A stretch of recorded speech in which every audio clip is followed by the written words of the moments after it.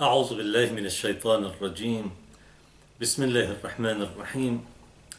والصلاة والسلام على سيدنا Muhammad وآله الطيبين الطاهرين. En el nombre de Dios, el compasivo, el misericordioso, que las bendiciones de Dios sean con el profeta del Islam Muhammad y los inmaculados imames de su descendencia. Dijo el imam Ali ibn Abi Talib, con él sea la paz, en una de sus hikam o máximas de sabiduría transmitidas en el libro Nahjul Balagha: خيار خصال النساء شرار خصال الرجال. Las mejores características en las mujeres son las peores características en los hombres. O buenas características de las mujeres son malas características de los hombres. Az-zahwu, el engreimiento. Wal-jubn, el jubn es la cobardía. Wal-bukhl es la tacañería.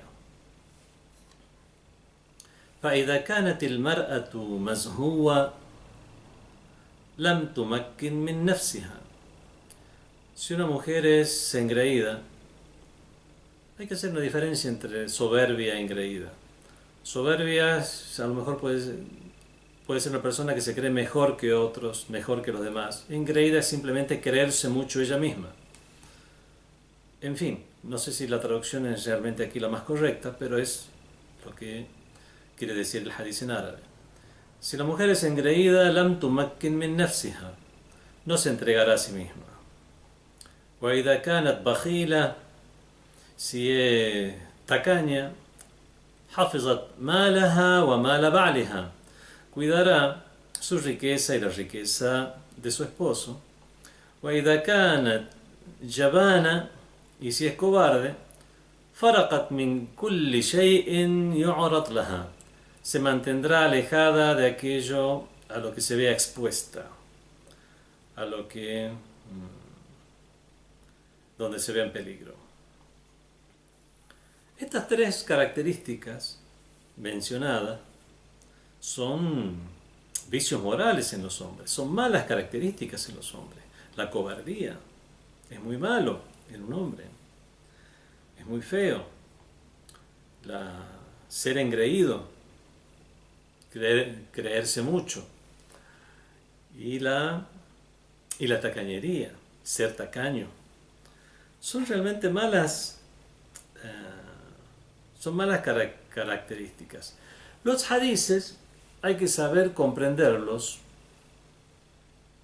Lamentablemente hay algunas corrientes contemporáneas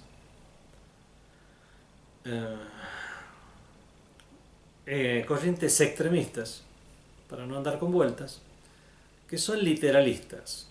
Toman las palabras del Sagrado Corán y en cierta medida incluso las palabras del mensajero de Dios, las bendiciones y la paz sean con él, literalmente, cuando existe un alto grado de simbolismo, metáforas y por supuesto usos que no son estrictamente aquellos que el idioma asigna a una palabra, sino el sentido general que tiene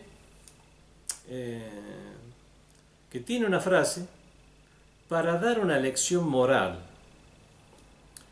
Un ejemplo de esto es muchas de las órdenes que se encuentran en el Sagrado Corán.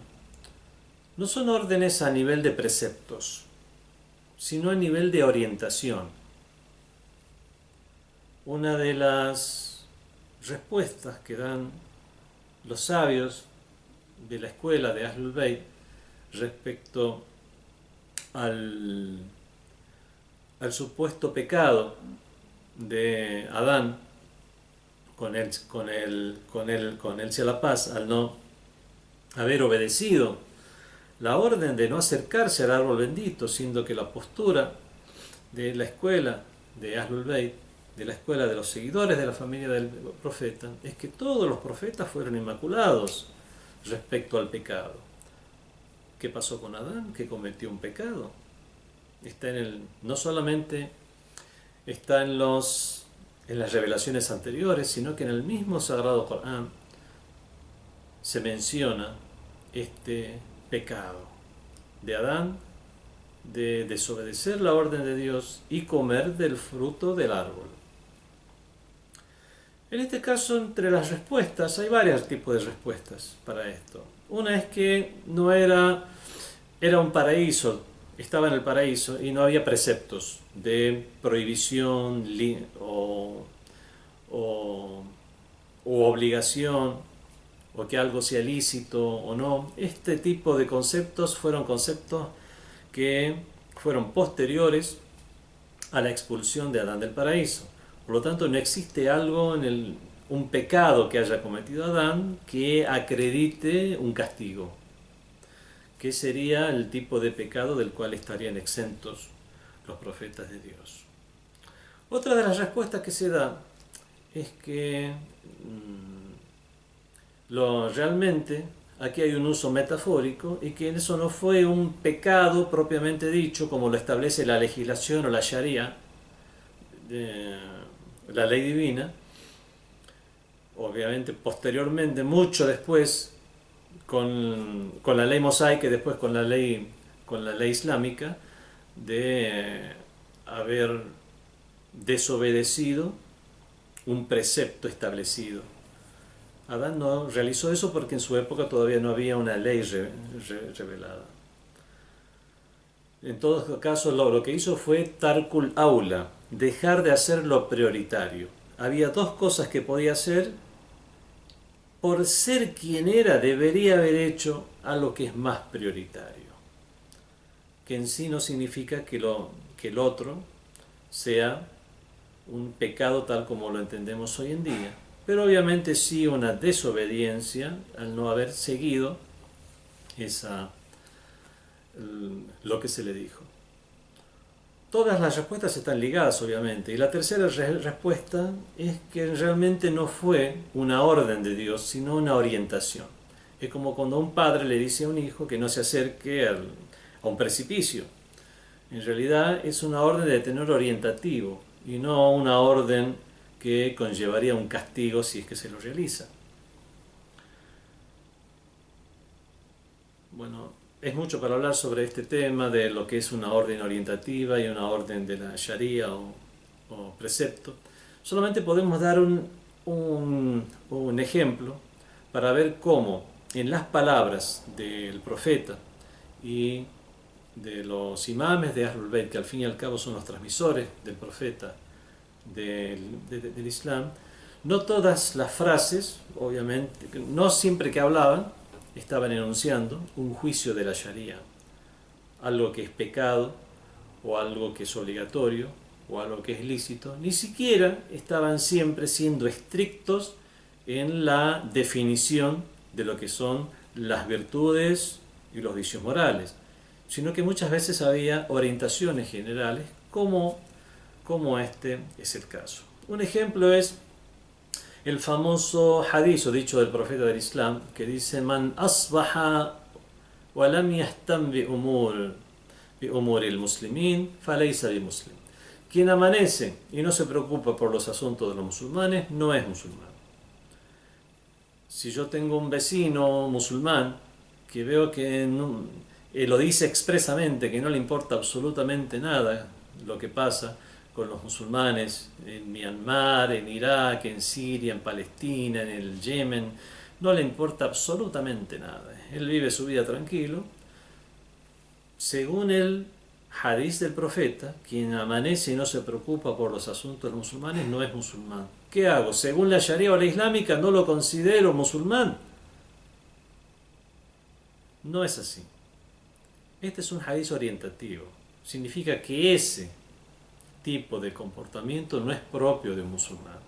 Con ese tipo de comportamiento no estará siguiendo la religión, que al fin y al cabo seguir la religión es para mejorar como persona, es para evolucionar como ser humano, y no se logrará nada de eso teniendo ese tipo de conductas y comportamientos. Pero si una persona dijo la shahada, dijo ashhadu an la ilaha illallah, testimonio que no hay Dios más que Dios, o ashhadu anna Muhammad Rasulullah, y testimonio que Muhammad es el mensajero de Dios, la persona que lo dice, lo expresa, lo cree, ya es musulmán. Aunque no se preocupe por los asuntos de los musulmanes, legalmente lo consideramos musulmán. Vemos entonces que hay orientaciones de parte de los Inmaculados, el profeta y los imames de Ahlul Bayt, y en este caso debemos tomar estas palabras también como orientaciones en general. No está diciendo que es bueno que una mujer sea cobarde siempre. Está hablando de ese tipo de cobardía que hace que ella no se exponga a peligro, sobre todo en aquello que tiene que ver con su honor. Aquel tipo de cobardía que la hace alejarse de lugares donde podría estar expuesta es bueno, pero no una cobardía para, por ejemplo, no cumplir con la religión por cobardía, o ser injusta por miedo a que suceda algo por cobardía. Obviamente que no se refiere a eso. O por ejemplo de ser tacaña, no es una tacañería de como los mezquinos que viven incluso ellos mismos mal y su familia y parientes mientras acumulan riquezas y no las gastan. No, ese tipo de tacañería, entre comillas, en el hecho de resguardar más que el hombre los bienes, ser menos dadivosa que el hombre, por decirlo de alguna manera, y lo mismo con respecto al hecho de ser engreída, az-zahu, como se dice en árabe. No sé si está bien la traducción que estoy haciendo. No engreída en el sentido de sentirse mejor que otras, sino engreída en el sentido de decir yo valgo. Sentir que una mujer sienta que vale no va a permitir ser un juguete transitorio de alguien para después ser tirada o abandonada u olvidada o simplemente olvidada, sino sentirá que yo soy alguien, y alguien que me valore, alguien que me merezca, va a poder tenerme. Y obviamente una persona que tenga ese tipo de pensamiento le será beneficioso. Haciendo esta salvedad, podemos llegar a comprender cómo estas tres características, que son la cobardía, el engreimiento, la cobardía y la tacañería, si bien son muy malos en un hombre, pueden llegar a ser buenos en las mujeres. Wassalamu alaikum wa rahmatullahi wa barakatuh.